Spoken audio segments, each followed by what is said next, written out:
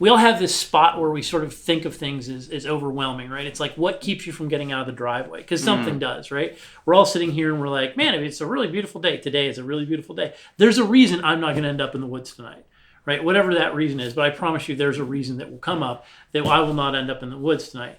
And what I try not to make that be is a gear-related issue. And that doesn't mean that I want more gear. It just means that I want to have just a little bit of gear that I need to make sure that I could go out this evening if I wanted, and that isn't what stops me.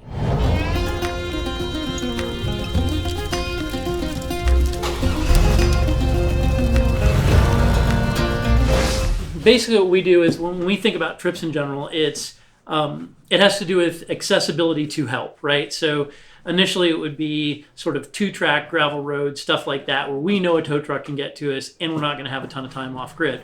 So that's going to be typically state park camping, things like that, where campground, state park camping, gravel road, nothing high stress, usually some scenery, stuff like that. And then we sort of look at sort of the next level or sort of intermediate or however you want to say that, right? Second level is more time off grid, still tow truck accessible. And that's the key for me in how I kit my vehicles is, can a tow truck get to me? Will AAA make it work? Can AAA save my butt from here? And if the answer is no, then the whole kitting project is different, right?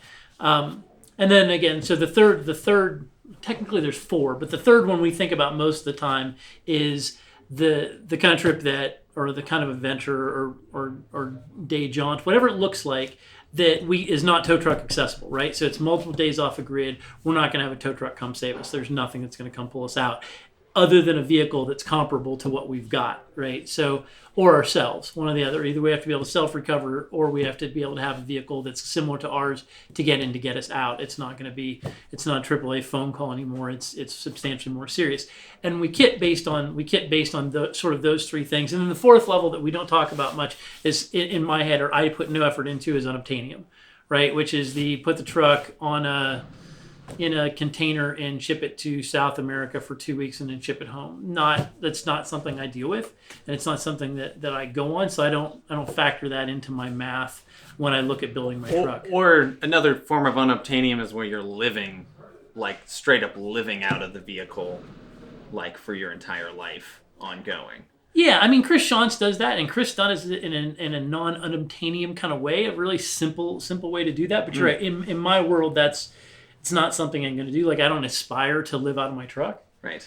There are people that do, but for me, it's just that thought doesn't cross my mind. I never go, oh man, I really wish I could be in here tomorrow and for the next 60 days or the next 90 days or the next 300 and whatever. Right. I kind of go in runs under 2 weeks typically. So Matt, as you were explaining this to me, one of the key things that kind of changed my thinking was I would always approach how people want to kit their vehicles with how kitted their vehicle already is, how built is their vehicle. But we're not really talking about that, right? We're not talking about how built your vehicle is. It's literally what the level of trip you want to go on. You might have the biggest built truck, but you're just taking your kids to the state park for the day, right? Even in this monster built truck. So yeah. So right, for sure. I mean, my cruiser goes on sort of any of those levels, and probably most of the time not to the higher end. Most of the time it's sort of a middle, partial off grid.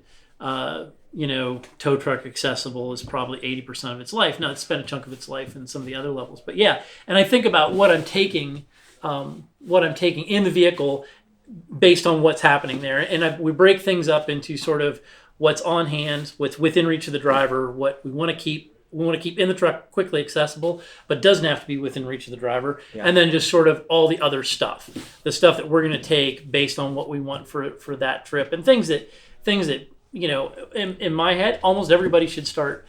We all have this spot where we sort of think of things as overwhelming, right? It's like, what keeps you from getting out of the driveway? Because something does, right? We're all sitting here and we're like, man, it's a really beautiful day. Today is a really beautiful day. There's a reason I'm not going to end up in the woods tonight, right? Whatever that reason is, but I promise you there's a reason that will come up that I will not end up in the woods tonight. And what I try not to make that be is a gear-related issue. And that doesn't mean that I want more gear. It just means that I want to have just a little bit of gear that I need to make sure that I could go out this evening if I wanted, and that isn't what stops me. Right. So that's one of the things I think about it is most of my trips, and I think early trips, you ought to have a shakedown trip that is at a state park, because there's a bathroom, there's a shower, there's help if you need it. There's park rangers to help you. Park rangers, there's whatever you have. So it's like shakedown trips like that are great. If you have a significant other that doesn't go out that much with you, state parks are great because there's a bathroom. There's typically hot water. You have to ease them into it, not just the gear in your vehicle. Yeah. No, it gives you a way to test stuff and figure out what you don't want and want, kids, stuff like that. And then the other thing is, it's like, triple down on things like sunscreen and mosquito repellent. And not this time of year, but even this time of year, sunscreen and stuff like that I think that people just forget about. Now, one of the big things that I was like, when I heard you say it, I was like, it was an aha moment. I was like, yes, that's true. Was you mentioned like everybody should have AAA for basically every level of trip that you do. Could you talk about that and then maybe some other things like it? Well, yeah, some kind of recovery service. Because if you're, if you're in the middle of nowhere, you're headed to Vermont. We live in Virginia. If you're heading to Vermont for something and the truck takes a crap on you on the freeway and you're not going to fix it or you don't have parts, and we see a lot of that. You'll be out with people that will have 1 million pounds in tools, but don't have any spare parts, so it doesn't really matter. And I kit my tools based on what I can fix. Unless you're a rover guy, and then you probably do have spare parts with you. Well, yeah, of course, all rover guys have spare parts. We just know that. I have a rover too, so. But we know if a rover goes into the woods, it's got spare parts. And a lot of duct tape and baling wire, because really you can get them home with duct tape and baling wire. But anyway, I basically even kit my tools and my stuff like that based on the vehicle. Like in the van, I don't take hardly anything. I take mostly electrical stuff because I've done a lot of the electrical stuff. And I'm not going to do anything other than change a tire. Put a spare tire on or tighten something maybe. If the engine goes bad, you're just going to make a call. Yeah, or something goes wrong. I'm going to make a call. Yeah, I got to make a call because either chances are I'm not going to fix it. Okay. And the same thing, the Cruiser. There's more things that I will attempt to fix on the trailer or put back together to limp myself home than there is in the van. So I kit a little heavier tool wise and stuff like that. But the reality is, if I'm on the side of the highway headed to Vermont for 3 days, and I need gotten home, the 100-mile gold AAA extravaganza is a really good deal. Yeah. And it's interesting. I didn't realize this, but technically, I know people that will have a vehicle they're working on move to the muffler shop using their AAA project, and I never even thought about that. It's not road legal all of a sudden, and they'll call AAA from their house to the muffler shop to get the exhaust put back on it. Love it. Which is really an interesting. I never thought about using AAA like that. That's one of the things that kind of sold me on going back to it because I hadn't had it for a while. So I want to hit an overview of this series and what people can expect and what they're going to be in for. But first, is there anything else like AAA that you thought was kind of good for everyone to have or keep in mind? Anything? The biggest thing is just the simple stuff. Make sure you've got cash in the vehicle. Make sure you've got sunscreen. Dumb stuff is what will make it suck. Jumper cables. Cables. Road flares. We'll talk about road flares later. Oh, we'll talk about road flares a lot in this series. I'm a big fan of road flares. So what this series is going to be, we're going to talk about level 1 trips and then 3 levels of accessibility that Matt was talking about. So stuff at hand, things that you as a driver can reach around and grab, things that are easily accessible. What would easily accessible mean? That's in the cab? Is that what that means? So something I don't have to look for, right? Okay. So I'll always have gear that's in a bin or in a drawer that's buried in there somewhere, or that's just kind of stuffed in there. And that's not easily accessible. Not easily accessible, but I need to have it, right? Okay. I'm going to have it, but it's not. I don't need to be able to find it right away. So there's some gear that I need to be able to have within arm's reach. First aid kit, arm's reach. Glass breaker, arm's reach. Seatbelt cutter, arm's reach. Right. All that kind of stuff. Cash for tolls, arm's reach. An extra flashlight, arm's reach. All that kind of stuff I want to have arm's reach.